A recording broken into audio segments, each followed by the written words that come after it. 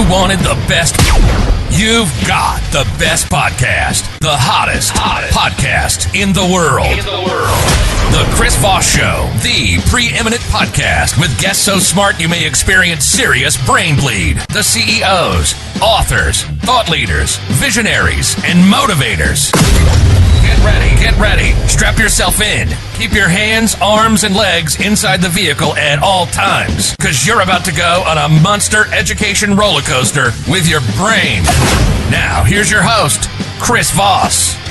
Hi, folks. It's Voss here from thechrisvossshow.com. There you go, ladies and gentlemen. Welcome to the show. We certainly appreciate you guys being here. As always, the Chris Voss Show is the family that loves you but doesn't judge you. At least not as harshly as your mother-in-law, because she really wanted him to date the other guy first, but you came along and ruined all her plans, so she's still going to eternally hate you. But if you want to get the mother-in-law on your side and her family and all those other people that are on the show's up with 330% actually as of last night in January. So I don't know what the hell is going on. 15 years, millions of downloads, and somehow you guys are blowing up the show 330%. So welcome. If you're one of the newest members listening to the show, I guess everyone decided to listen to the show for New Year's resolutions or something. We're calling it the gym effect of New Year's.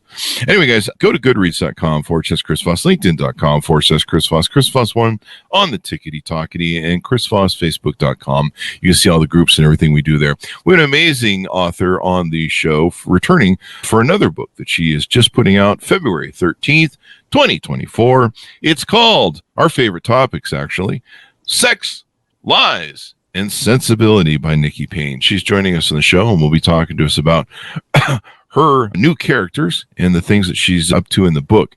She is by day a curious tech anthropologist asking the right questions to discover better digital services.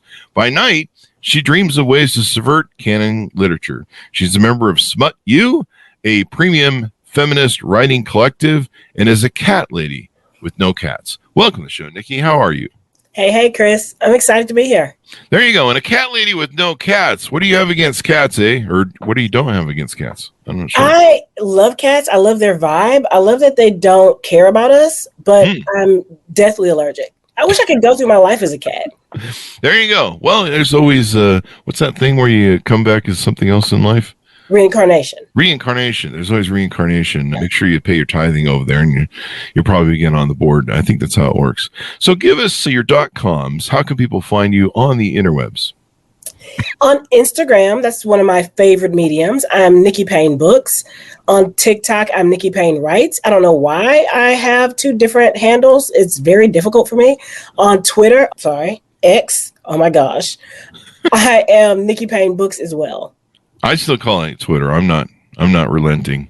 Right? Screw it. Yeah. Like, I still call them tweets. I don't know. Yep. It's just dumbest thing ever. Next week it'll be called BK11, I believe. From what I understand.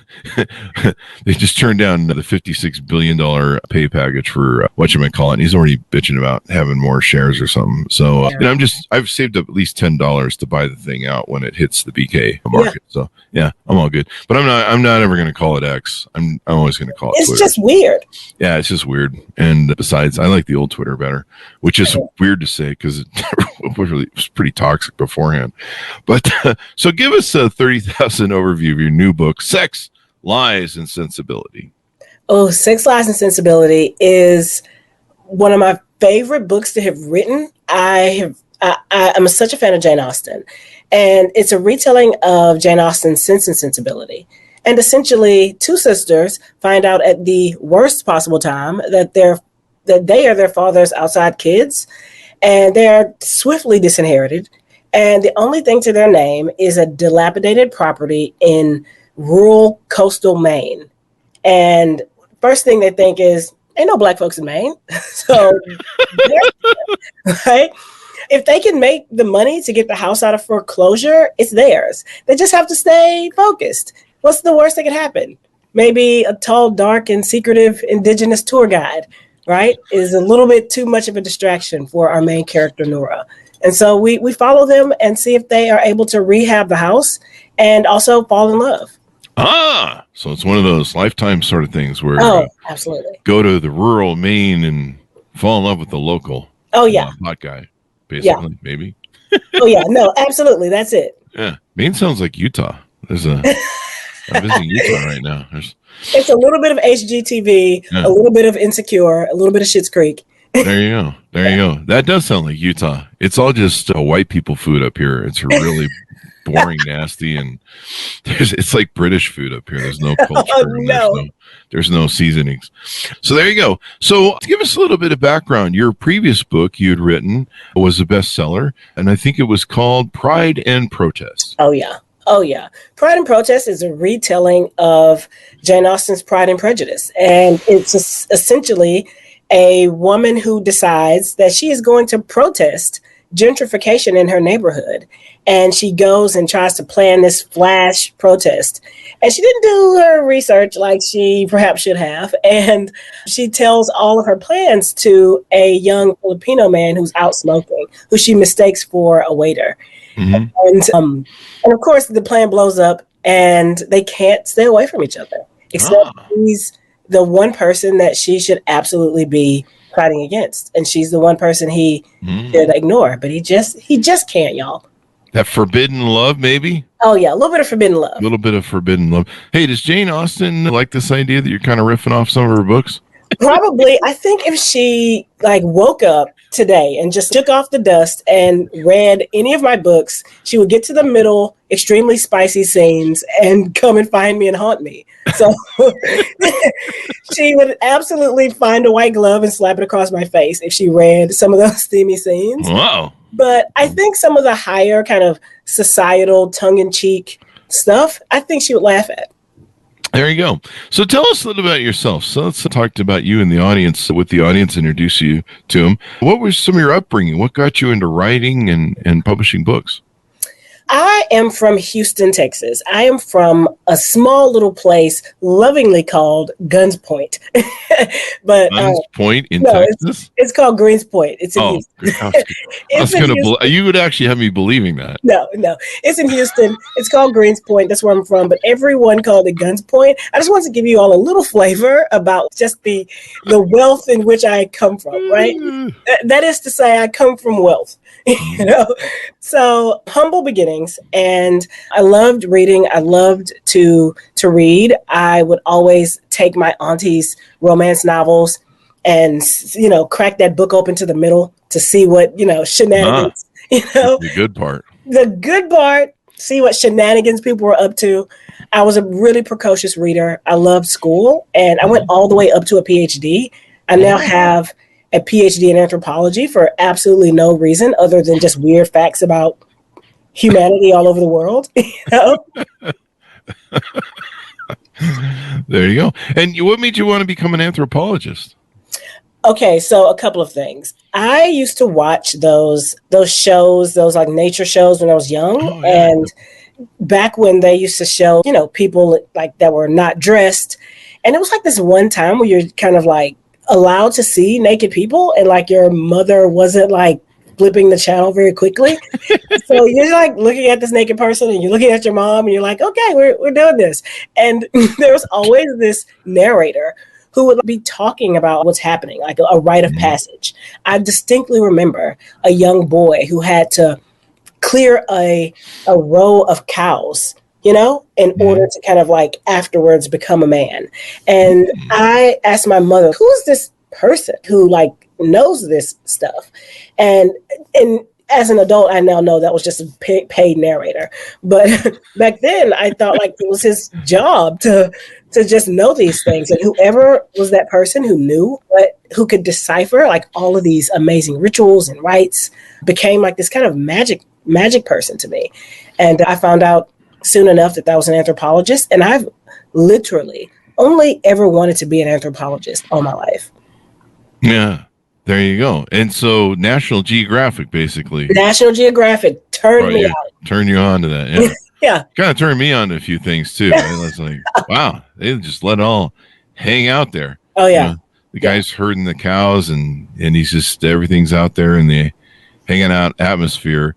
And you're just you really should cover that thing. One of those cows might kick it off or something. Yeah, it just felt a little transgressive. Yeah, I was young, But and I grew up in a pretty religious cult when I was young, so just being able to see women letting it all hang out. I was just like, hey, that's pretty interesting. I don't know what it means, but I was a little too young to figure all that stuff out.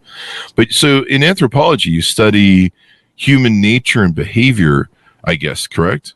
Yes, and I'm sorry I couldn't let that statement that the anthropologist in me just went ding. Did you say cult? I'm sorry. Please say more.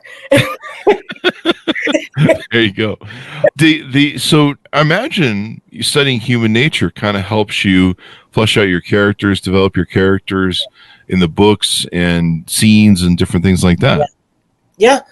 I think that one of the things that I love to do is use my characters to explore some of these like cultural understandings. In Sex, Lies, and Sensibility, I have this Black woman who is from the DMV area. She's flown to Maine and she now has this new property. And there's an indigenous man who's like already using her property. And they have to have this tense, uncomfortable conversation about whose land it is. And this is a Black woman who is, being accused of Christopher Columbusing. And she's, wait, what are the rules here? Right. And so I love to use romance and to use these types of mediums to talk about how these two cultures would actually interact with each other and how they could potentially fall in love. There you go. And so in both of your books, is it Black women fall in love with white guys or just the first book? Oh, no, the first book is an Asian male. He's Filipino. Asian male. Okay. There you go. Well, it's kind of a white guy. I always thought they're. I don't know. I just never really good at separating people. I'm just like, yeah, I love everybody. Oh, yeah. Yeah, we're all humans, damn it. At least that's what I think. But I could be wrong. The second book is indigenous male. Indigenous male. Oh, that's right. You did say that, huh? Yeah. Now, is he from another country or is he from? No, he's from Maine. Even though he has this. Wouldn't you refer to Maine as another country? See what I said that joke. I see what you did there. Thanks for helping me out with the. One of the best lines that I have Bear, the main character, deliver is that Nora says, "Oh well, you're from Maine," and because he's a native, he said, "Well, actually, Maine is from me." Right. Oh. And he talks about, the structure of the Wabanaki Confederation and how it kind of predates the Constitution and all of these really cool ideas. So, yeah. There you go. So anything, I know the problem with novels is we can't give away like the middle and the end. Mm-hmm. Any other maybe scenes you want to play out for us or teasers that you think people might be interested in? I will say, because it's a romance, all the romance girlies know how it has to end, right? Love is the answer, absolutely. But there is this particular scene where Nora and Bear she comes into his home to help him run some errands.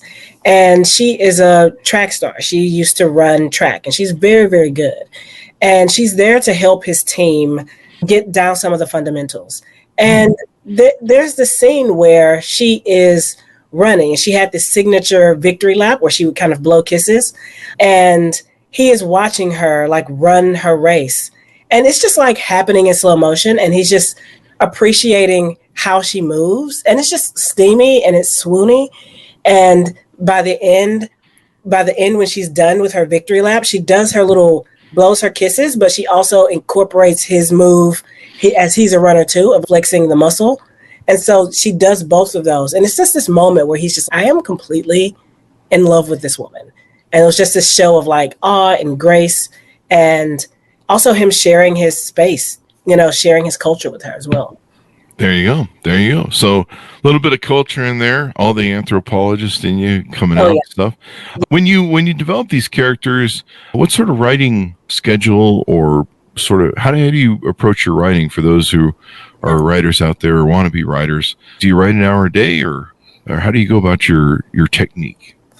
That's a really good question. I have to create some form of consistent writing. Even if you just set aside the time and you only look at the screen, just giving yourself their ritual is really, really important because the only thing that defines a writer is that they write, right? Not that they think about writing, So I do have a time. It's mostly in the evening because I want to kind of swoosh away my work and just start thinking about other people. Like, how do I get this person to kiss? That's the only problem I want to have right now, So yeah, like these are the only problems I want to have right now, is like getting this person to make out. And so it's a great way for me to like decompress at the end of the day. It's definitely different than my business books for nonfiction. Yeah, absolutely. Yeah. I've never, maybe I should approach it from that angle. How can I get these two CEOs to kiss? Honestly, New York Times #1. There you go. 100% buy it. Yeah, I mean, I look at novelists, and you guys write great books, and you guys always kill it because they're very popular, especially among the ladies for their beach reads. And sometimes I look and I'm like, why am I writing about business and all this factual crap? Sounds like it might be funner to make characters, but I don't have the talent you guys do. Wait a minute. Do you have a song in your heart? Do you have? No, I have no heart. Character? That got sold to Satan a long time ago. The soul, the heart. It's all sold. It's all sold. Insane. That's how I got this gig doing this podcast. I said to sell my soul. Yeah, 3 easy payments. It's like $5 a day I get. It's great. It's a slow burn for getting rich for selling. Slow burn. There you go. So, any plans for future books? Is there anything in the works maybe you're toying with? I am writing this very steamy murder mystery. And yes, murder, like romance and like murder kind of go together a little bit too well, because you're, like you're trying to think of how to dispose of this body, but also trying to manage the love of another body. It's a lot of bodies. They're making out with the dead bodies? What's necrophilia? What's going on? Seems to be a theme going on here. Nothing quite so dangerous yet. I haven't reached my Stephen King. There's still time. There's still time. Yeah. That's my dream. But yeah, murder mystery, romance, and I'm having a lot of fun with it. There you go. It sounds like you are. If it ever reaches the point where you think you need help, you might want to check in on that. No, I'm just kidding.